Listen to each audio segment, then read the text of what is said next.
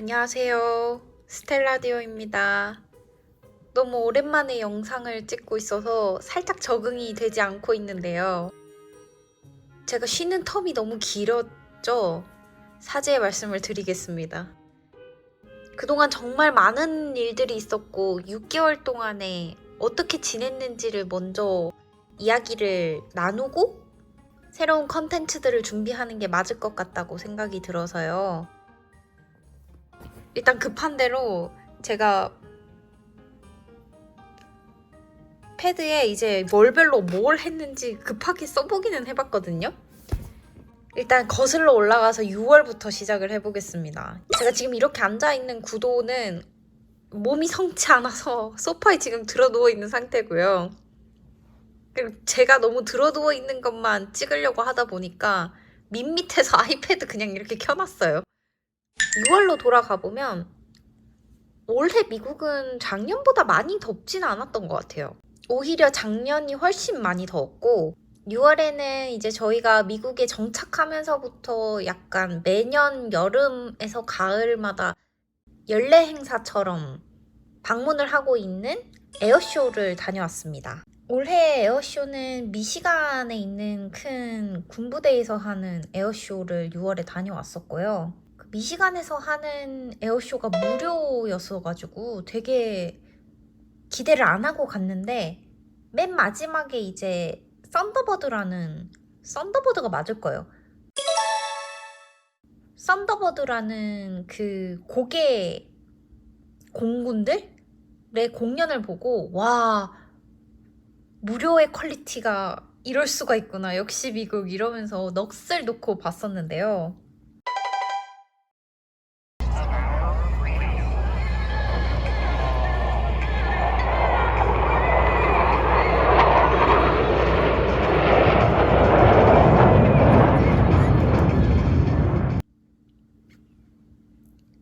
작년에 제가 처음으로 에어쇼 봤을 때는 이 정도 퀄리티가 아니었거든요. 근데 이 썬더버드 보고 나서 제가 엄청 서치를 많이 해봤는데 남편이랑 둘이 감명을 너무 많이 받아서 서치를 엄청 해봤는데 미국의 3대 챔피언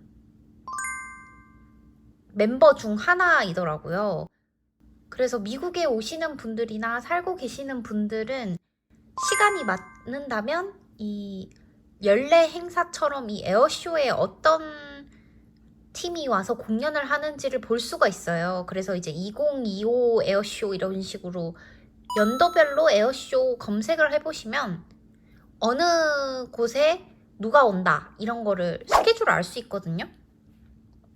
썬더버드 꼭 기회가 되면 한번 보세요. 진짜 이렇게 막 비행기가 육안으로 봐도 거의 마찰할 정도로 가까이 붙어서 날아가고 고속 비행하고 묘기를 부리고 정말 재밌었습니다. 그리고 정말 특이한 경험이었어요. 한국에서 에어쇼 가봤는데 이 정도로 퀄리티가 높은 걸 본 적이 없어요. 그래서 미국 와서 매년 여름과 초가을에는 에어쇼를 다니고 있습니다. 그리고 에어쇼가 여러분들이 생각하시는 에어쇼가 어떤 쇼인지 모르겠는데 공군 비행기만 막 와있고 뭐 군인들 구경하고 이게 다가 아니에요. 사실 한국에서 페스티벌 하는 것처럼 푸드 부스들이 엄청 많이 있고 사람들도 자기들 먹을 거 싸오고 축제처럼 이제 사람들이 의자 가지고 와서 앉아서 보고 하루 종일 즐기는, 먹고 놀고 공연 보고 약간 이런 식이거든요. 그리고 6월엔 큰 이벤트는 그거였던 것 같고요. 7월은 이제 미국의 응급실을 저희가 처음 가봤거든요. 7월에는 미국의 응급실을 처음으로 경험해봤습니다. 남편이 홈짐에서 운동하는 걸 즐기는데요. 이 푸시업 말고 이거 뭐죠? 이 쇳덩어리 들고 왔다 갔다 하는 이 바벨 운동을 하다가 손가락을 어떻게 잘못했나 봐요. 이게 삐끗해서 이제 무게가 그쪽으로 실리니까 손가락에 무리가 갔었나 보죠. 인대가 늘어났거나 끊어졌거나 부러졌거나 하는 상황으로 보일 정도로 손가락이 엄청 퉁퉁 붓는 거예요. 근데 이제 하루 지나고 나서도 이게 점점 심상치 않으니까 와 이거 안 되겠다. 그래서 남편이 퇴근해서 바로 집 주변에 이멀전시 검색해서 갔거든요. 시간이 좀 더 빨랐으면 제가 이멀전시 말고 얼전 케어를 갔을 텐데 조금 더 저렴했겠죠, 그러면?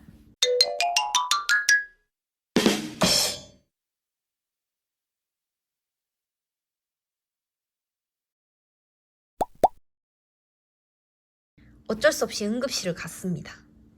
와, 좋더라고요. 응급실이 쾌적하고 기기도 좋고 다 좋은데 그 좋은 만큼 기술도 좋고 친절하고 다 좋은 만큼 가격이 어마무시했습니다.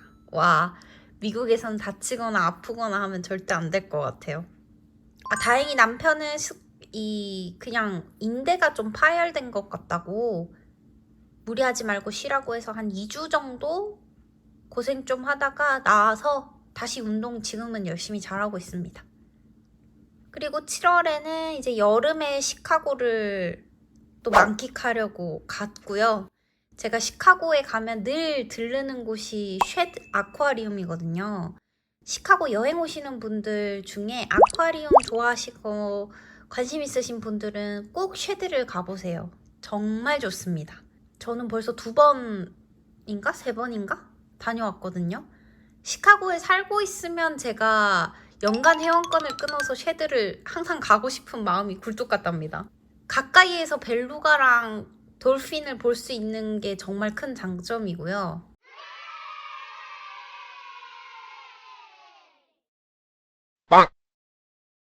그리고 8월에는 저희가 차를 바꿨어요. 이제 전기차로 차를 바꿔서 처음에 바꾸기 전에는 멀리 이제 여행을 못 가겠다. 전기차 바꾸면은 멀리 갈 때 어떻게 충전하고 어떻게 다니냐 걱정했는데 지금 8월에 차를 바꾸고 한 3개월 됐나요 이제? 8, 9, 10, 11 4개월째인데 정말 좋아요. 전기차 한국에서는 화재 많이 나서 걱정 많이들 하시던데 저희는 차고에 그 고속 충전기 설치해서 개인 찰지를 하거든요. 모르겠어요. 화재가 아직까지는 나지 않았습니다. 안전하게 잘 사용하고 있습니다. 80%까지만 충전을 하고 차가 너무 마음에 들어요. 색깔도 마음에 들고 그리고 무엇보다 가장 마음에 드는 건 그 기름차를 탔을 때는 겨울에 차고에 차를 집어 넣으면 기름 냄새가 너무 많이 났거든요. 타이어 타는 냄새 플러스 연료 배기관에서 나는 냄새? 차를 바꾸고 나니까 전혀 그런 냄새가 없고 조용하고 차가 주행할 때도 조용하고 너무 좋습니다. 9월에는 정말 충동적으로 서커스를 보고 왔어요. 이게 사실 서커스를 보려고 그 동네를 간 게 아니라 쇼핑을 하러 갔는데 마침 그 쇼핑하러 간 아울렛 바로 마당? 주차장? 옆에서 서커스를 하고 있는 거예요. 근데 진짜 영화에서 봤던 것처럼 그 이렇게 서커스 집 모양이랑 이 트레일러 차들이 있으니까 너무 궁금하잖아요. 인생에 한 번은 서커스를 보고 싶어서 서커스를 한 번도 본 적이 없거든요, 저는. 근데 좋은 시간이었고 재밌었고 했지만 다시 보고 싶지는 않습니다, 솔직히. 제 성향이랑 서커스는 좀 안 맞는 것 같아요. 그렇게 엄청 어린 사람들이 공연을 하더라고요. 19살, 20살, 21살. 물론 이제 경력이 좀 많으신 아저씨 분들도 계시고 스텝도 있고 하지만 그 공연을 위태로운 공연을 하는 걸 이렇게 조마조마한 마음으로 보는 게 그렇게 썩 유쾌하지 않더라고요. 서부에 놀러 가면 태양의 서커스 많이 본다고 하시잖아요. 글쎄요, 저는 모르겠습니다. 서커스는 제 취향이 아니더라고요. 그래도 정말 영화 위대한 쇼맨 생각날 정도로 그런 빨갛고 파랗고 이런 서커스 장막은 너무 이색적이었어요. 그리고 또 9월에 또 특이했던 경험 중 하나가 워렌 버핏이 미국에서 가장 좋아하는 아이스크림이 있거든요. 되게 유명한 DQ라는 프랜차이즈의 블리자드라는 아이스크림이 있어요. 그거를 제가 처음으로 먹어봤습니다. 또 희한하게 또 이거를 또 먹어보고 싶은 생각이 들더라고요. 그래서 주말에 바로 남편이랑 같이 오픈하자마자 매장에 가서 블리자드를 먹었습니다. 오레오 블리자드였는데요. 맛있어요. 맛은 그 한국에서 롯데리아에 파는 토네이도의 상위 버전이라고 보시면 됩니다. 아이스크림 맛이 다르고요. 오레오 양이 다르고요. 그리고 이 특별한 부분은 블리자드를 뒤집어서 이렇게 아이스크림이 안 떨어진다는 이벤트를 하고 준다고 하더라고요. 드라이브 스루로 했을 때 그런 소소한 이벤트를 한다고 하는데 그 블리자드를 뒤집었을 때 아이스크림이 떨어지면 무료로 준다고 해요. 근데 그게 너무 궁금한 거예요. 저는 매장에서 먹었기 때문에 제가 받아서 제가 계속 이렇게 뒤집어서 흔들어 봤어요. 안 떨어지더라고요. 근데 제가 이거를 막 하고 있는데 종업원 언니가 이제 서빙을 해주려고 또 다른 거를 제 사이드 메뉴를 들고 왔는데 제가 이러고 있으니까 웃겼나 봐요. 그래서 제가 이거 하고 있는 걸 보고 웃더니 키친으로 돌아가서 그 다른 알바생 언니들이랑 제가 이러고 있었다는 걸 공유하면서 엄청 웃더라고요. 근데 맛있었습니다. 그 칼로리는 눈을 좀 감고 먹어야 될 것 같고. 그리고 대망의 10월이 다가왔어요. 10월에 저는 한국을 다녀왔습니다. 여름 휴가도 가지 못했고 제가 또 이제 한국에 볼 일이 있어서 대사관에 갈 일도 있고 겸사겸사 한국을 가는 일정을 예전부터 짜고 있었고 그래서 다녀왔는데요.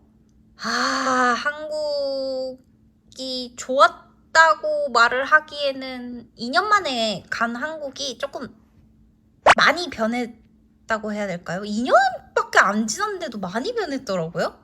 그리고 컨디션이 좀 좋지 못해서 많이 돌아다니지 못한 게 조금 아쉽고 짧은 기간 동안 가서 뭘 많이 할 수 있지도 않았지만 그래도 이제 예전에 살던 동네도 가보고 뭐 이런 걸 좀 해보고 싶었는데 뭐 여의치 않았어요. 컨디션이 좋지 않아서.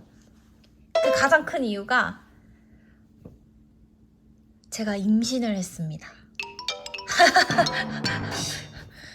제가 홀몸이 아니게 되는 바람에 근데 그걸 한국 도착하자마자 알게 됐거든요. 제가 이거는 또 따로 썰을 풀도록 하겠습니다. 그래서 홀몸이 아닌 채로 한국에 있다가 뭐 이렇게 좀 여러 가지 사건들이 터지고 정신없이 미국으로 다시 돌아오고 그러고 돌아와서도 또 정신이 없고 그렇게 하다 보니까 이제 11월 중순이 되어버렸어요. 지금은 제가 그래도 좀 이렇게 혼자서 이렇게 거동도 할 수 있고 한데